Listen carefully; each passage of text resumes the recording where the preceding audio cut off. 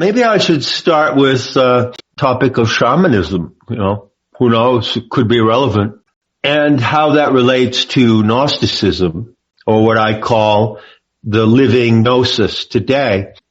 So I use that expression to distinguish what I teach and what I share with groups around the world, to distinguish it from some historical perspective, the study of ancient religion, the study of the mysteries, looking back to Gnosticism and the Gnostic movement. Now, of course, a lot of what I teach and what I know, claim to know, comes from that tradition, and I've drawn deeply upon those ancient sources. But I'd like to emphasize at the beginning that the living gnosis today is a live project. It is the evolution and amplification of gnosis in the world today, relevant to the world today. It is not a throwback to anything ancient whatsoever. And in that respect, I can say that it's a unique form of shamanism. Now, of course, you all know that shamanism is inherent to all indigenous cultures of the world. So there were Polynesian shamans, Polynesian shaman class, the kahunas. There were shamans in the Ural Mountains of Russia, shamans in Greece, China, South America.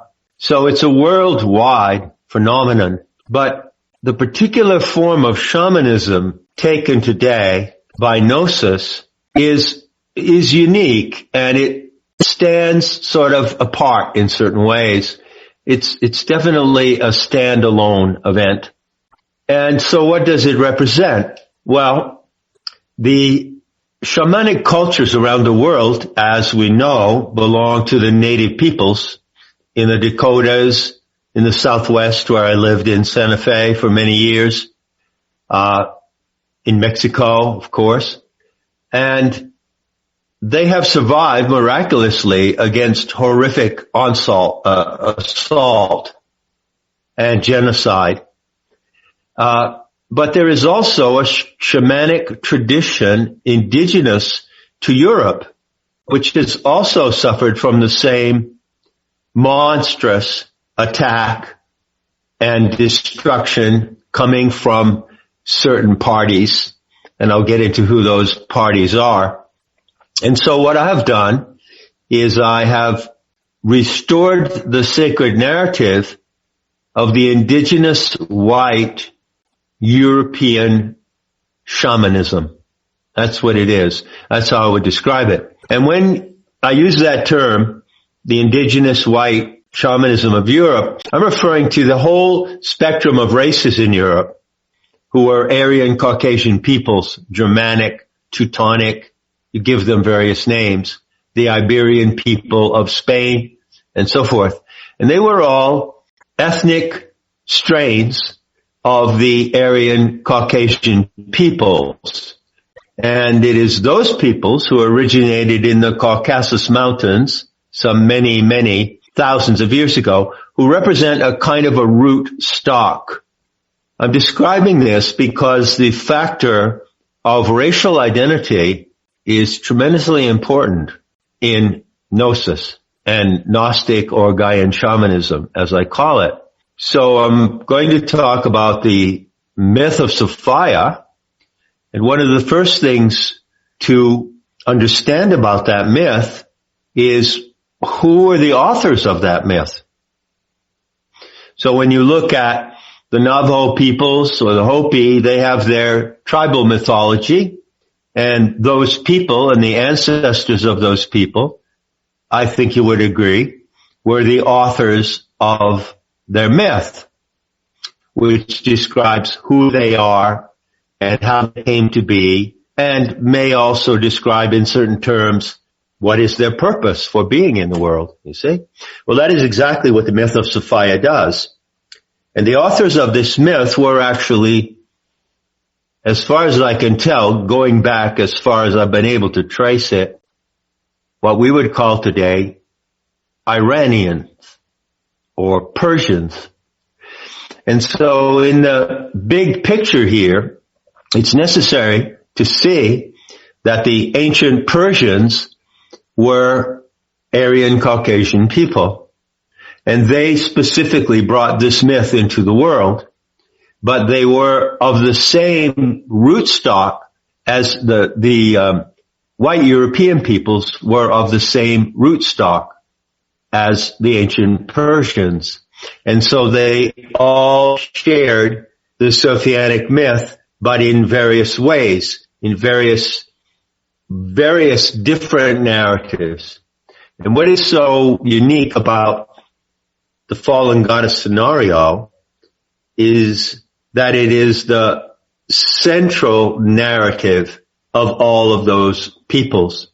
So this narrative has a tremendously significant racial importance, you see? And it is, in my estimation, imperative to observe and respect the originators of this myth. So it developed over many centuries, and it was preserved in the Gnostic movement that originated in Persia at the southern boundary of the Caucasus Mountains. And then it spread into the Middle East. In some ways it spread into India, and it also spread into the Mediterranean basin and all around Europe to the British Isles. But it was in the Levant, in what is now Syria, Turkey, Lebanon, and also Palestine, that the core of mystery schools were established, and they preserved one of their roles, one of their responsibilities was to preserve this sacred myth. So, there's a big factor of AI, by the way. The Sophianic myth, it describes what AI is. And it describes where AI originates with the Archons, you see. I've said before, and this is a good place to mention this since we have the AI voice nagging us, the term artificial intelligence is complete bullshit. It's completely wrong. There cannot be artificial intelligence. All genuine and true intelligence is alive. Look at nature. Look at the animals. Look at everything in nature, the water, the clouds. It's all alive. So what is alive is intelligent, and what is intelligent is alive, but AI is not alive. So it should be called archontic intelligence, which is to say that it is a mimicry or imitation, and in some respects a fake of living intelligence.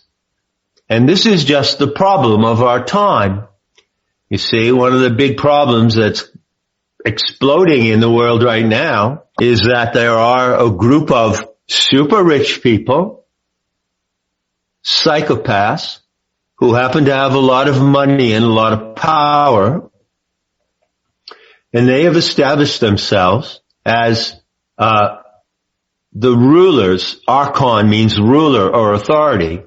They're the rulers. They want to rule the world, and they want to do it through technocracy.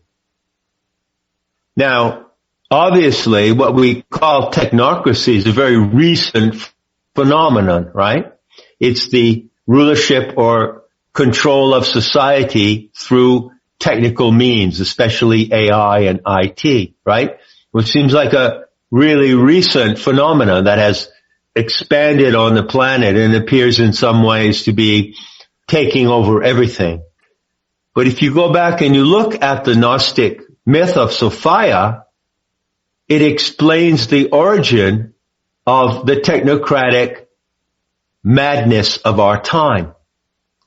And in my opinion, there is no other myth or narrative that I've ever found that actually tells you the origin.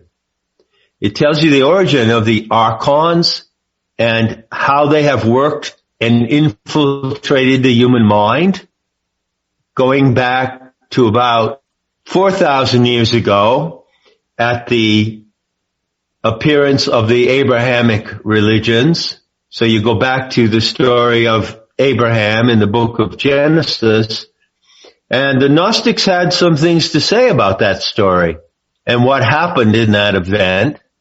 That was the first moment of the archontic intrusion into our world, the deep intrusion.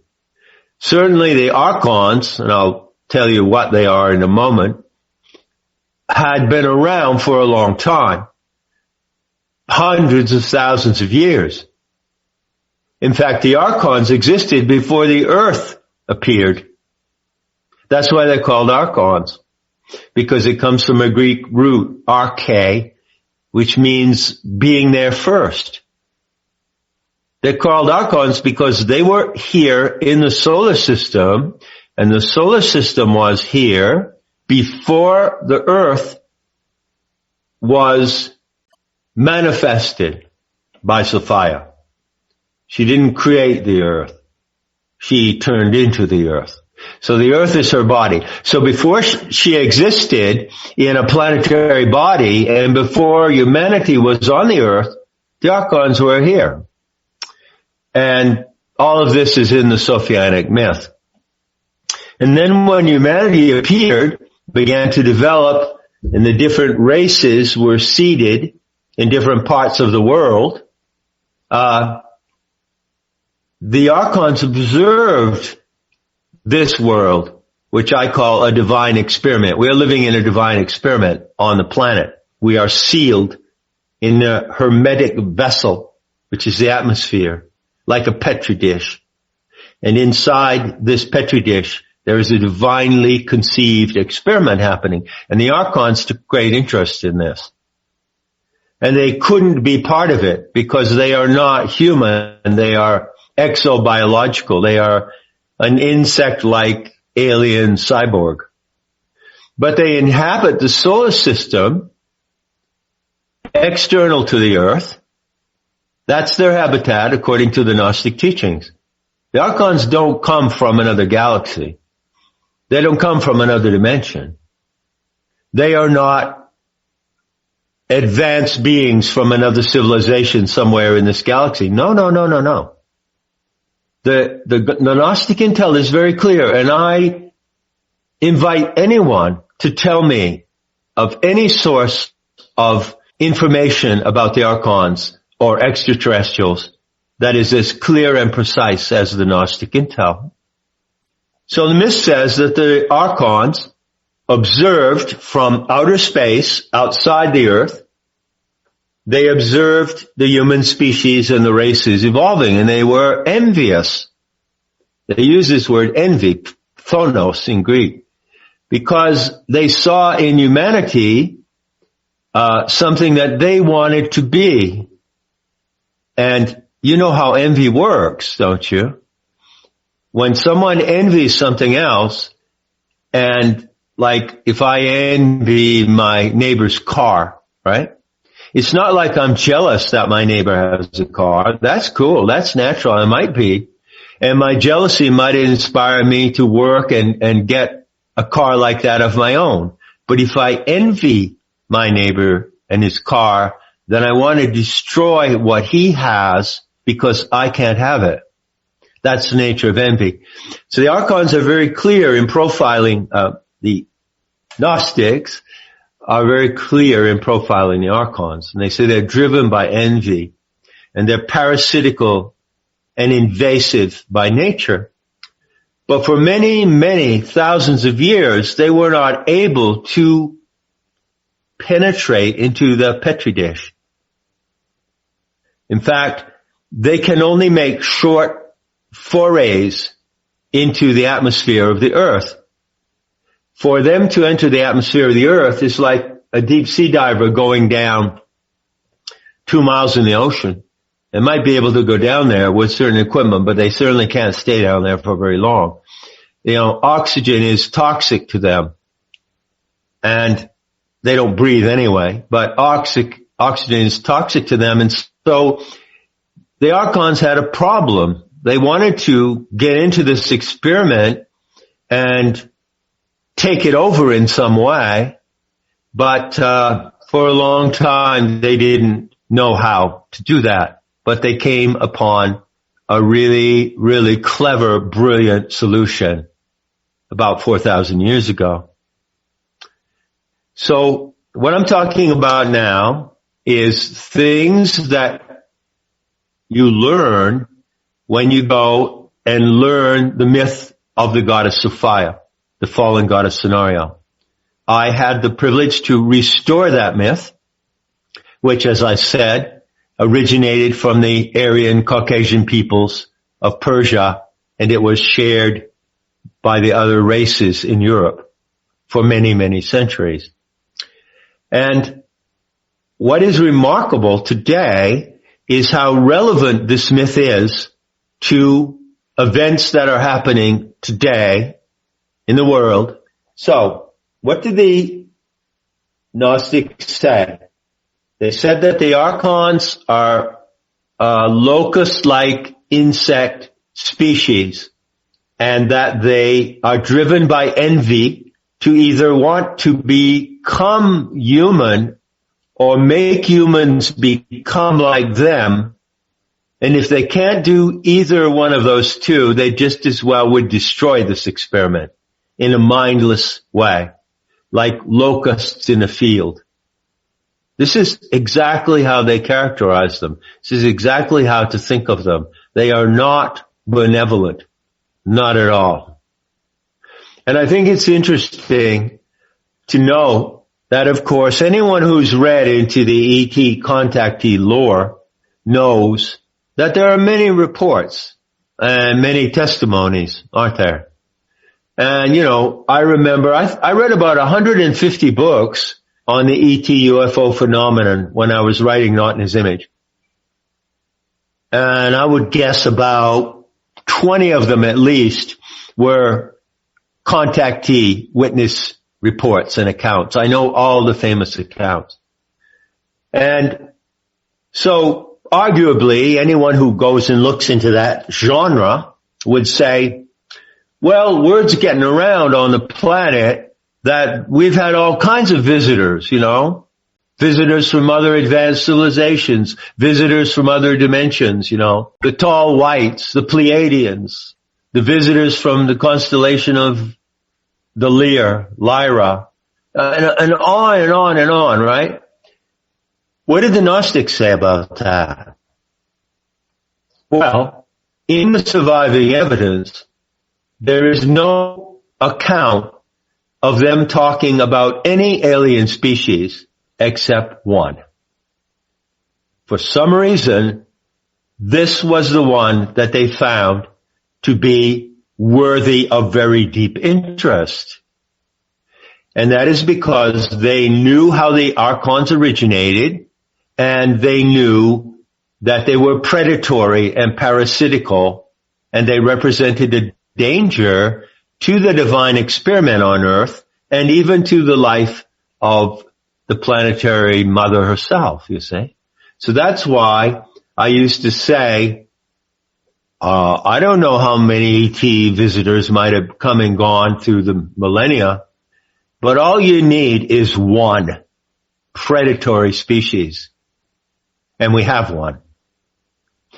So how did they describe their appearance? Okay.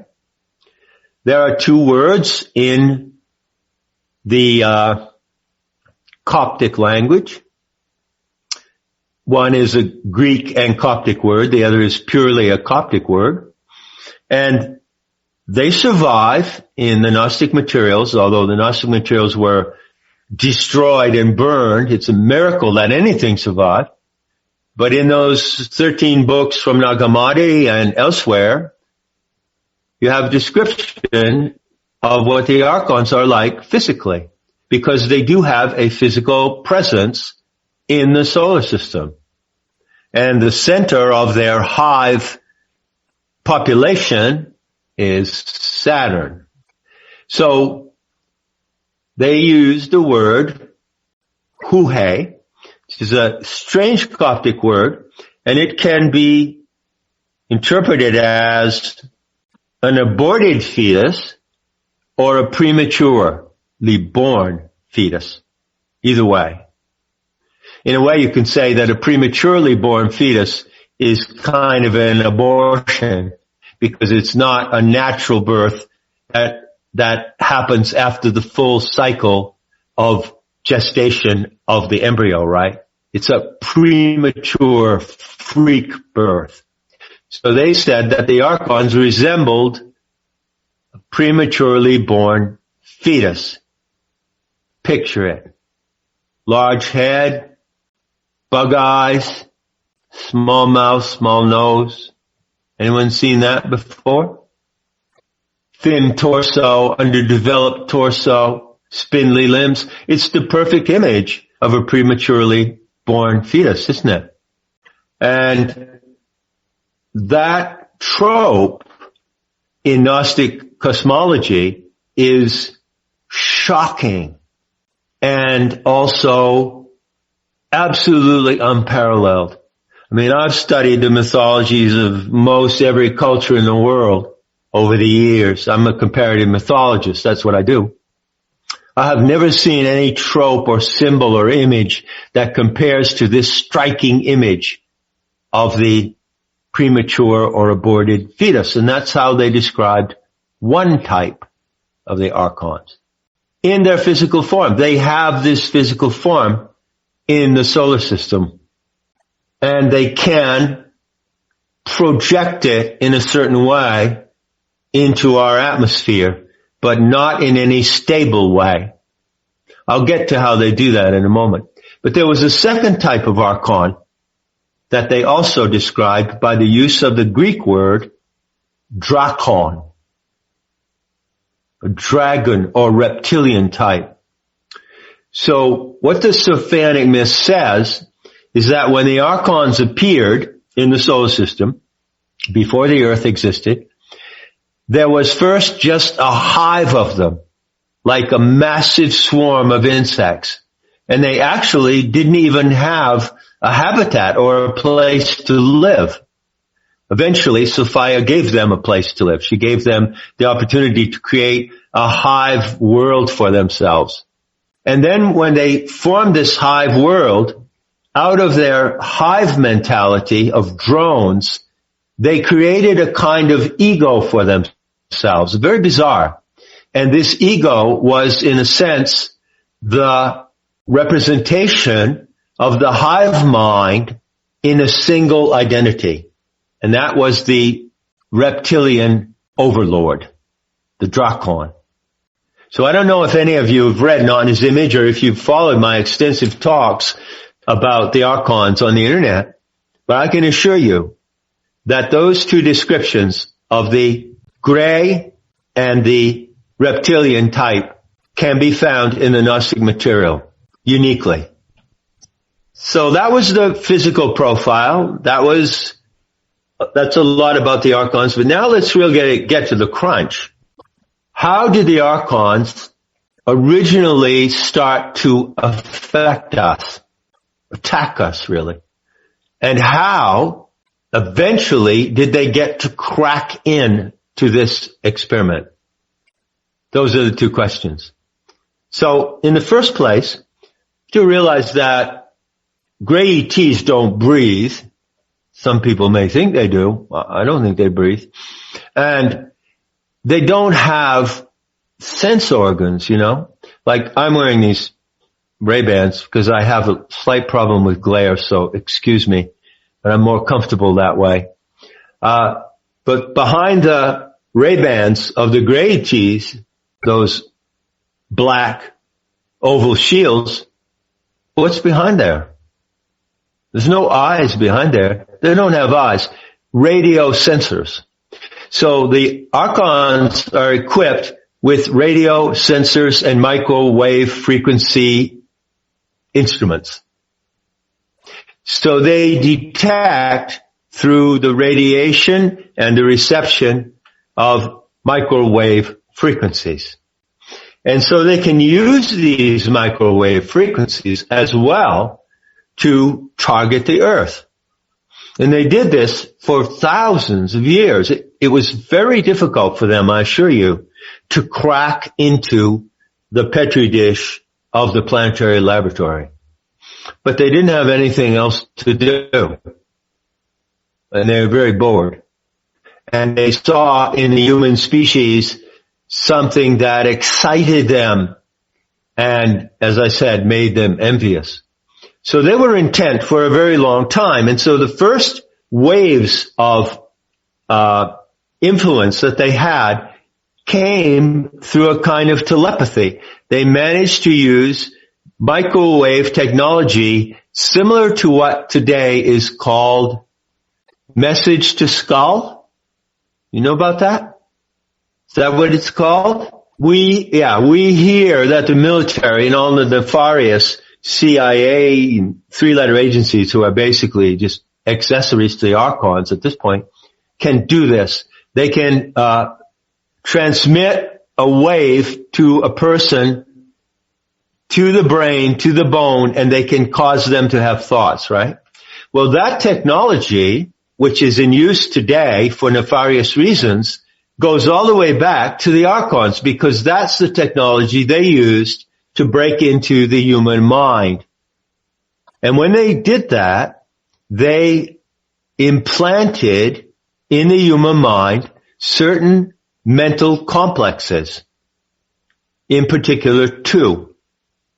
They actually transmitted something from their own mind into the mentality of the human species and made it appear as if it was a thought of the human species itself. And they did that along two channels, which are still operating today, even though the Archons cannot access our minds anymore in that way. They can't. The implants that they made are still operating.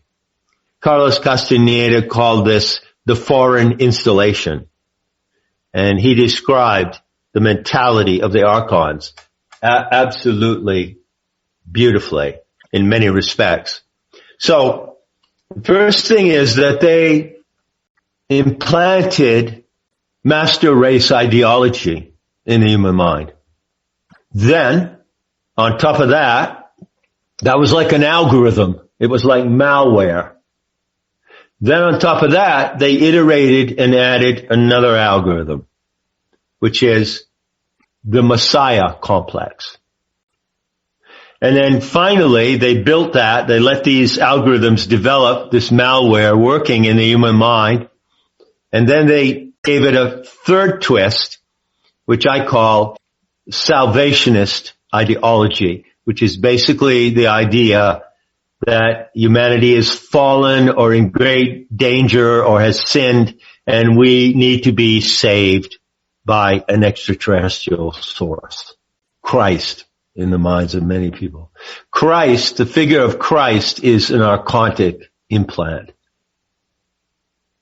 I might point something out here, because I'm sure if I was there with you and I could see your body language and your faces, I know some of the objections that would arise to what I'm saying.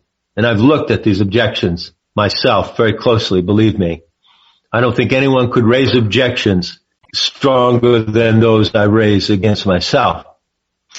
And just to cover this point as a slight digression, I've heard people say, well, wait a minute, John, hold on. You're a comparative mythologist. Isn't it true that the figure of the Messiah or the Savior from the spiritual worlds is, common in many other mythologies? Can't you find is Krishna kind of a Messiah figure? Hinduism, is Buddha sort of a Messiah teacher?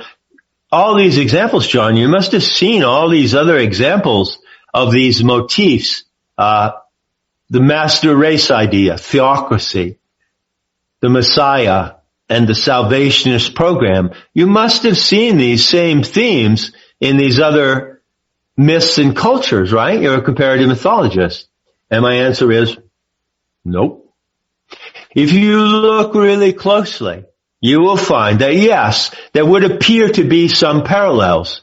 And many mythologists draw these parallels. You know, they say, oh, Dionysus is parallel to Christ, and Christ is parallel to Quetzalcoatl, and this is called mythological parallelism. It's very, very misleading. I can assure you that the religious and theocratic ideology that I'm describing comes uniquely from the Archons. It is an alien mindset, and it cannot be found in any other places except where the Archons implanted it. So now let's talk about how they implanted it, because this is where the rubber really hits the road. Just tell you a little anecdote. Last March, you all remember last March, right? Remember the world last March, huh? Remember walking out of your door, huh? I hadn't been in touch with my publisher, Chelsea Green, in the United States for quite a long time. And they're friends of mine, and I visited them. But we hadn't been in contact for a long time. And one of them contacted me. And he said, I'm calling you because Margot, she's the head of Chelsea Green. We were watching the news, and we saw the head of the World Health Organization declare that there was a pandemic, right? That was on March 9th, I think. And my publisher, Margot, turned to the other friend and said, where is John Lash when we need him? And that was very funny.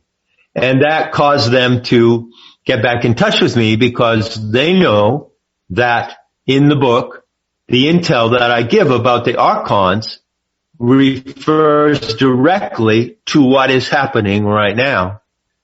And I can assure you that the virus hoax and the vaccine program is the most monumental assault ever launched by the Archons upon the human races. But it's their last game. It's their end game.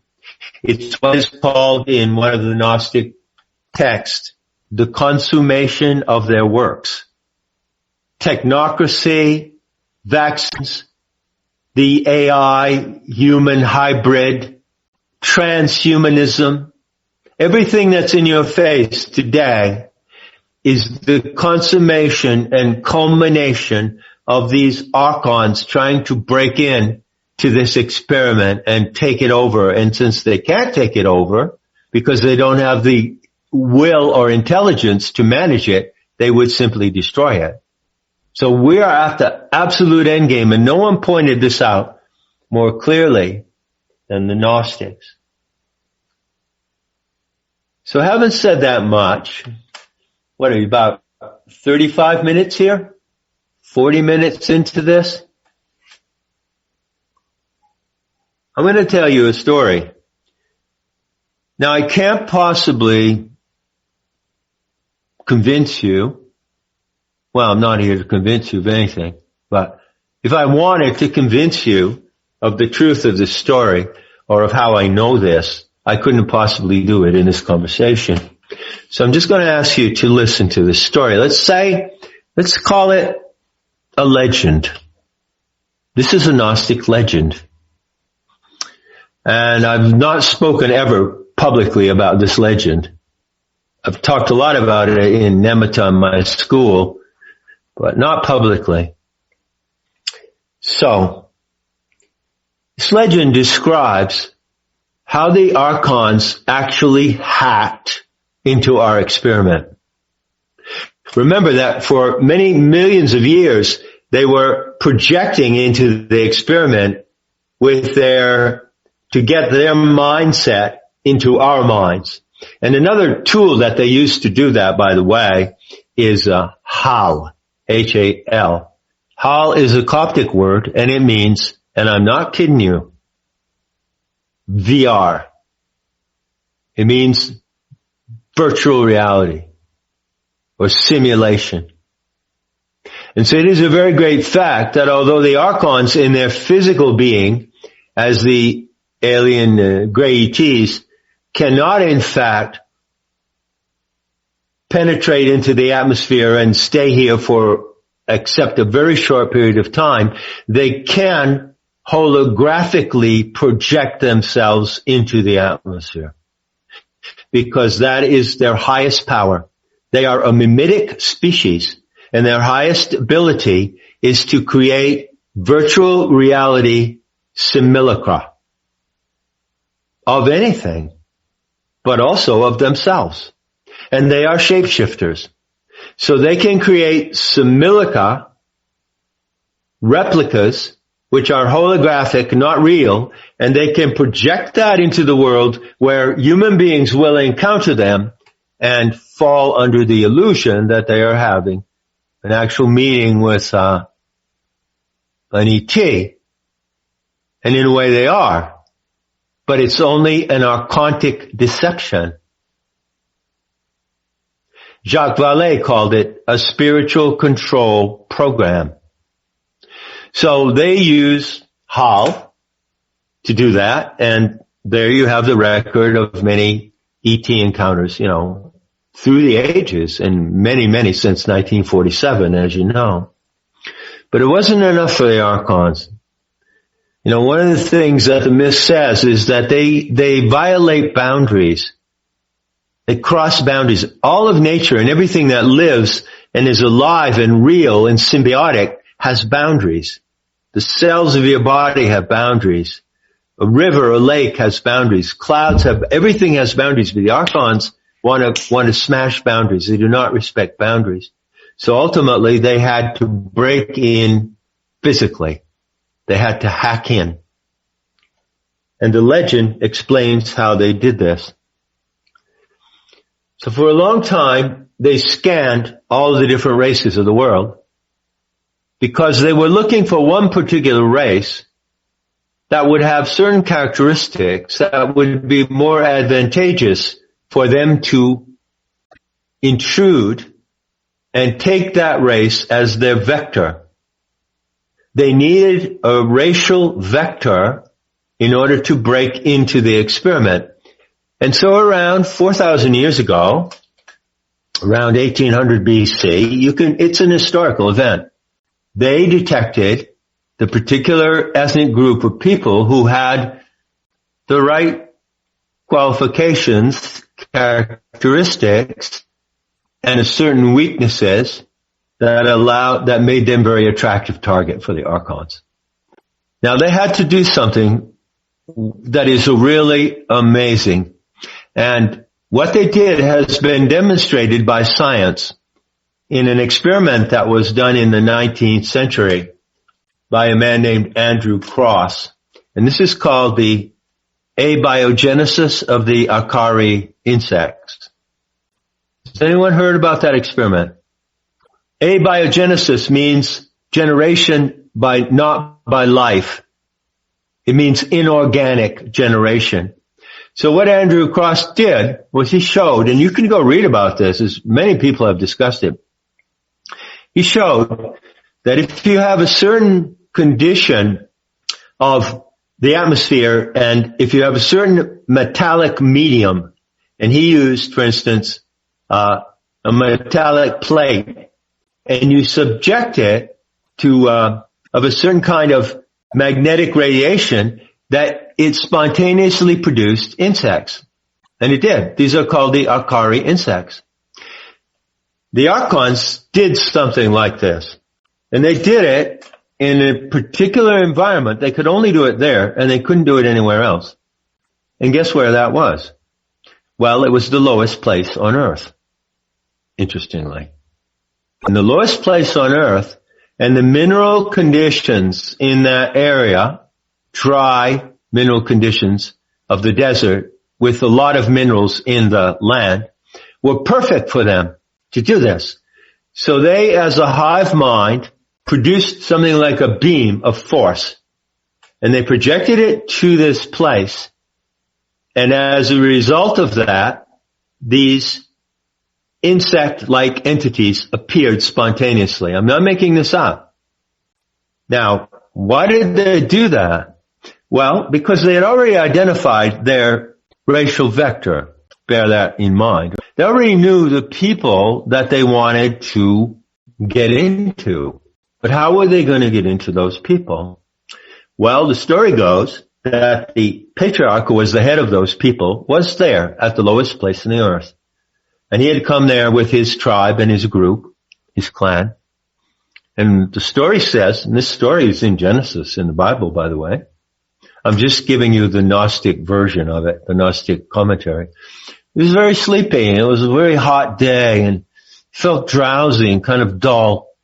So he leaned up against a tree and he dozed off, kind of in a semi-comatose state.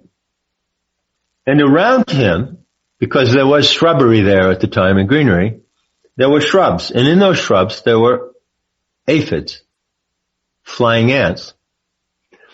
And you know what aphids produce? This milk-like substance. And it can float in the air kind of like a mist. And it can also get on things. You can get it on your clothes, get it in your hair. The milk of aphids. Once the Archons had produced these entities, which I'm going to call them exactly what they are, nanobots, microscopic, insect-like nanobots. Then they did it in the atmosphere where the air was pervaded and the ground and some of the leaves were pervaded with the milk of aphids. And so these microscopic particles, nanoparticulates, as we call them today, went into the milk of the aphids. And as this man was sleeping, some of that milk and some of the insects were around his face and his mucous membrane of his eyes and his ears, and it went into his ears and into his mucous membranes and through the blood-brain barrier, and it went to his brain. And this is called the neural hack of the Archons. Now, you know, there's a lot of stories about the Anunnaki and Sumerian mythology, and a lot of people claim that we were hybrids created by the Anunnaki or the Archons, and that they managed to crack into the human genome and manipulate the genome. You've heard many, many stories about that, I'm sure. Well, I can cite you passages in the Gnostic material. I cite them in my book, which explicitly say that is not so. The Gnostics who observed all this in that time and setting, because they had paranormal abilities, they were there living at the time these events took place, and they were also parapsychologists and adepts of paranormal faculties. So they observed this paranormal event taking place. And what they saw was that the nanoparticulate particles passed into the neural system using the milk of aphids as the delivery system. I don't know if this is ringing any bells for you today regarding the back program, right? And as a result, what happened? They did not affect the human genome. No. What they did was they affected the neurochemistry of the brain of that particular ethnic group. And so they carried, from that moment on, the archonic infection. The archonic infection, my friends, is totally material. It is something like a mucus, very fine mucus coating on the neuronal circuits of the human brain. And even though it was only at first that particular group who served as the vector who had this neuronal infection, which hides itself behind something called L-DOPA in the brain, it was enough. Because once that they had hacked into the neuronal circuits in that way, they could absolutely remotely control those who had the infection. And those who had the infection kept it going by inbreeding. Now eventually, this gets into a very long story, there are ways in which the infection spread to others, and it was spread even by those who did not have the neural condition. This is a real neural condition. That is why you're not allowed to perform autopsies on certain kinds of people in the world. You see? Because if an autopsy were performed in the right way and they knew what they were looking for, they would find the evidence of what I'm telling you about behind L-DOPA. It's hidden behind L-DOPA, which is a neurochemical, as you know. So that's the story of what happened. The Archons hacked into the experiment in that way. And then by remote controlling their racial vector, they used their racial vector to bring into the world their program, their ideology, which is master race ideology, which is completely alien to any of the other indigenous peoples of the world. I defy you to find any indigenous peoples of the world who have a master race ideology, even the Aztecs. You know, they didn't have a master race ideology that they wanted to conquer the whole world. They just wanted to be the kings and the warrior kings in the little valley, in the little area of Mexico. No. There's only one case where this comes from. Likewise, transhumanism is a neural implant of the Archons. And salvationism, which is the basis of Christianity and Islam, you see. So all three of the Abrahamic religions that dominate the world today have an alien source, you see. And Gnosis is not a religion. And Gnosis is not, as a Gnostic, I'm not interested in religion. If you talk to me about religious freedom, I'll say, yeah, I want religious freedom. I want freedom from all religions. I'm not interested in religions because Gnosis is an alternative to all religions. But particularly the problem for humanity is overcoming the nefarious influence of these three Abrahamic religions because they are mutations and iterations of the archontic infection. Okay? Big story. Really important story at the center of the Gnostic intel.